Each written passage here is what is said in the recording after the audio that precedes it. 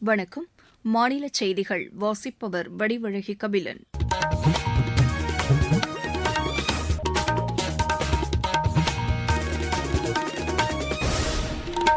தலைப்புச் செய்திகள். சர்வதேச ஜவுளி கண்காட்சியான பாரத் டெக்ஸ் புதுதில்லியில் இன்று தொடங்குகிறது. வியட்நாம் படகு விபத்தில் உயிரிழந்த இந்திய சுற்றுலாப் பயணிகள் 15 பேரின் உடல்கள் தாயகம் கொண்டுவரப்பட்டுள்ளன. பழனி அருள்மிகு தண்டாயுதபாணி சுவாமி கோயில் விடுதியில் உயர்த்தப்பட்டுள்ள கட்டணங்களை திரும்பப் பெற வேண்டும் என்று பிஜேபி வலியுறுத்தியுள்ளது. சென்னையின் குடிநீர் ஆதாரமாக விளங்கும் புழல் ஏரியின் தூய்மையை மாநில அரசு உறுதி செய்ய வேண்டும் என்று இந்திய கம்யூனிஸ்ட் கட்சி கேட்டுக் கொண்டுள்ளது. இந்தியா இங்கிலாந்து அணிகளுக்கிடையேயான முதலாவது ஒருநாள் கிரிக்கெட் போட்டி இன்று பர்மிங்ஹாமில் நடைபெறுகிறது. இனி விரிவான செய்திகள். சர்வதேச ஜவுளி கண்காட்சியான பாரத் டெக்ஸ் புதுதில்லியில் இன்று தொடங்குகிறது. மத்திய ஜவுளித்துறை அமைச்சர் திரு கிரிராஜ் சிங் இதனை தொடங்கி வைக்கிறார். தமிழ்நாடு, கர்நாடகா, குஜராத், மகாராஷ்டிரா, பஞ்சாப், உத்தரப்பிரதேசம், பீகார், மத்திய பிரதேசம் ஆகிய 8 மாநிலங்கள் இக்கண்காட்சியை நடத்துகின்றன.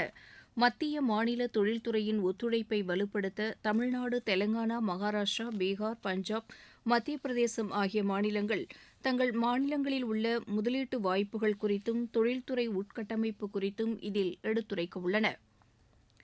வியட்நாம் படகு விபத்தில் உயிரிழந்த இந்திய சுற்றுலாப் பயணிகள் 15 பேரின் உடல்கள் தாயகம் கொண்டுவரப்பட்டுள்ளன. வியட்நாமில் உள்ள இந்திய தூதரகத்தின் ஏற்பாட்டின்படி அவர்களது உடல்கள் ஹோசிமின் நகரில் இருந்து விமானம் மூலம் நேற்றிரவு மும்பை வந்தடைந்தது. உயிரிழந்தவர்கள் தமிழ்நாடு, ஆந்திர பிரதேசம், கேரளம் மாநிலங்களைச் சேர்ந்தவர்கள் என்பதால் சம்பந்தப்பட்ட மாநில அரசுகள் அவர்களது உடல்களை சொந்த ஊர் கொண்டு வருவதற்கான நடவடிக்கையை எடுத்து வருகின்றன. உயிரிழந்த தமிழகத்தைச் சேர்ந்த 10 பேரின் உடல்கள் மும்பையில் இருந்து இன்று சென்னை கொண்டுவரப்படுகிறது. வியட்நாமின் ஃபு குவாக் தீவில் கடந்த வெள்ளிக்கிழமை நிகழ்ந்த இந்த விபத்தில் இந்தியர்கள் 15 பேர் உயிரிழந்த நிலையில் உயிர் பிழைத்த 16 பேர் தாயகம் திரும்பியுள்ளனர். ஒருவர் வியட்நாம் மருத்துவமனையில் சிகிச்சை பெற்று வருகிறார். இதனிடையே படகு விபத்தில் உயிரிழந்தவர்களின் உடலை அனுப்புவதற்கு முயற்சிகளை மேற்கொண்ட வியட்நாம் அதிகாரிகளுக்கு அங்குள்ள இந்திய தூதரகம் நன்றி தெரிவித்துள்ளது. பழனி அருள்மிகு தண்டாயுதபாணி சுவாமி கோயில் விடுதியின் உயர்த்தப்பட்ட கட்டணங்களை திரும்பப் பெற வேண்டும் என்று பிஜேபி மாநில தலைவர் திரு நயினார் நாகேந்திரன் வலியுறுத்தியுள்ளார். இதுகுறித்து சமூக வலைதளத்தில் பதிவிட்டுள்ள அவர், கோயில் விடுதியின் அறை வாடகை 300 ரூபாய் முதல் 1500 ரூபாய் வரை உயர்த்தப்பட்டுள்ளதை சுட்டிக்காட்டியுள்ளார். பராமரிப்பு செலவு என்ற காரணத்தை கூறி ஆன்மீக தலங்களை வெறும் வருவாய் ஈட்டும் வணிக கூடங்களாக மட்டுமே மாநில அரசு கருதுவதாக அவர் கூறியுள்ளார். எனவே உயர்த்தப்பட்ட கட்டணங்களை அரசு திரும்பப் பெற்று ஏழை பக்தர்களை பாதுகாக்க வேண்டும் என்று திரு நயினார் நாகேந்திரன் வலியுறுத்தியுள்ளார்.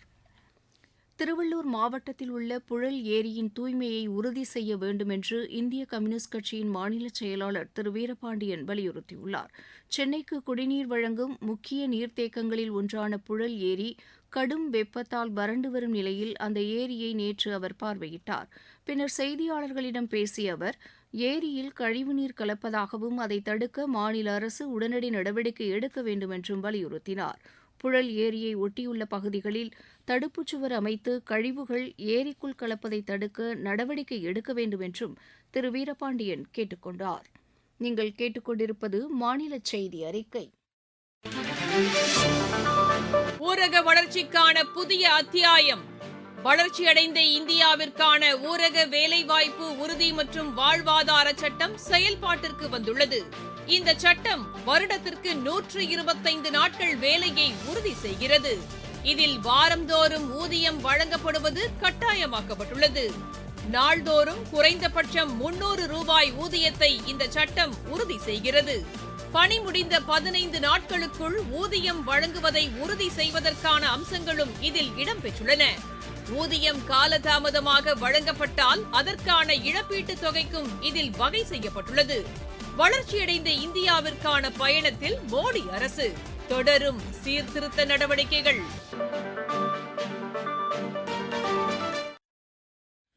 சுய கட்டுப்பாடும் விழிப்புணர்வும் இருந்தால் போதைப்பொருள் உபயோகம் இல்லாத ஆரோக்கியமான சூழலை உருவாக்க முடியும் என்று தருமபுரி மாவட்ட ஆட்சியர் திரு சரவணன் தெரிவித்துள்ளார்.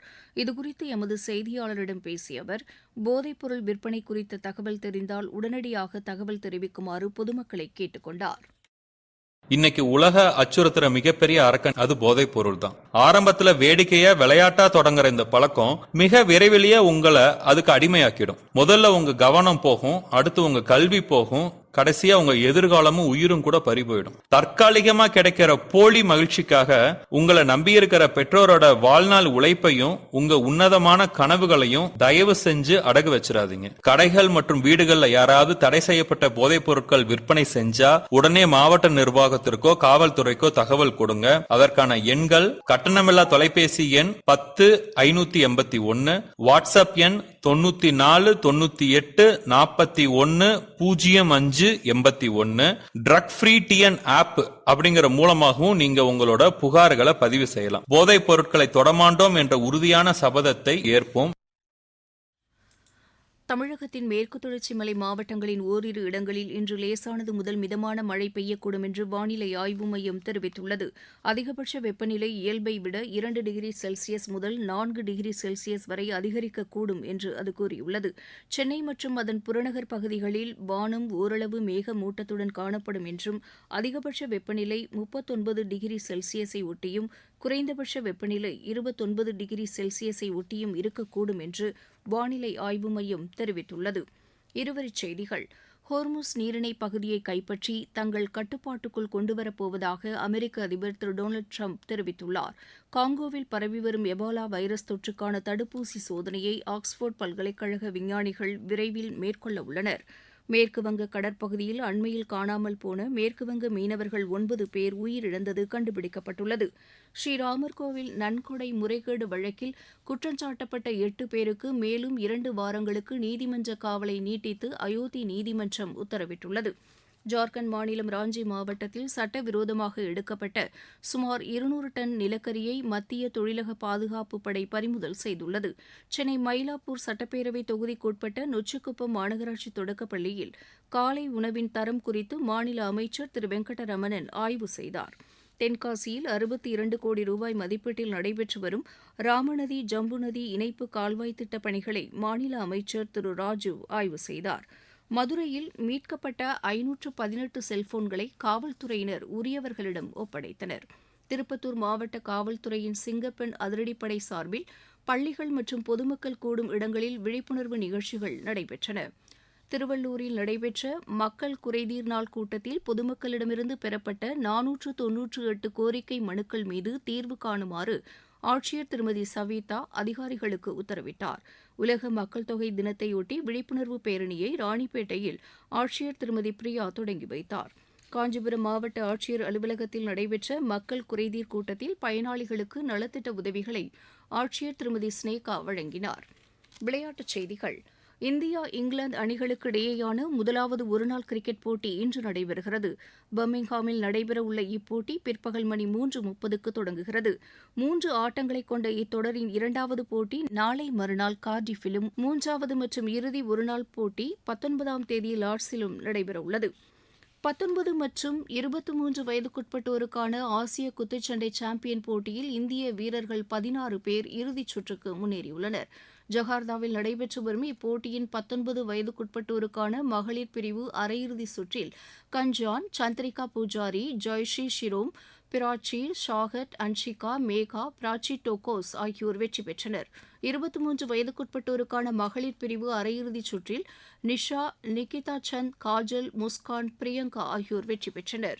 23 வயதுக்குட்பட்டோருக்கான ஆடவர் பிரிவு அரையிறுதிச் சுற்றில் விஸ்வநாத் சுரேஷ், கங்கா, வன்ஷாஜ் ஆகியோர் வெற்றி பெற்று இறுதிச் சுற்றுக்கு முன்னேறியுள்ளனர். 18 வயதுக்குட்பட்டோருக்கான ஆசிய கோப்பை மகளிர் கூடைப்பந்து போட்டியில் இந்தியா இன்று ஓமனை எதிர்கொள்கிறது. பாங்காக்கில் இப்போட்டி பிற்பகல் மணி 2:30க்கு தொடங்குகிறது.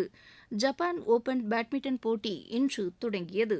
மகளிர் ஒற்றையர் பிரிவு முதல் சுற்று ஆட்டத்தில் இந்தியாவின் பி.வி. சிந்து இன்று மலேசியாவின் லிங் சிங் ஓங்கை எதிர்கொள்கிறார். மீண்டும் தலைப்புச் செய்திகள். சர்வதேச ஜவுளி கண்காட்சியான பாரத் டெக்ஸ் புதுதில்லியில் இன்று தொடங்குகிறது. வியட்நாம் படகு விபத்தில் உயிரிழந்த இந்திய சுற்றுலாப் பயணிகள் 15 பேரின் உடல்கள் தாயகம் கொண்டுவரப்பட்டுள்ளன. பழனி அருள்மிகு தண்டாயுதபாணி சுவாமி கோயில் விடுதியில் உயர்த்தப்பட்டுள்ள கட்டணங்களை திரும்பப் பெற வேண்டும் என்று பிஜேபி வலியுறுத்தியுள்ளது.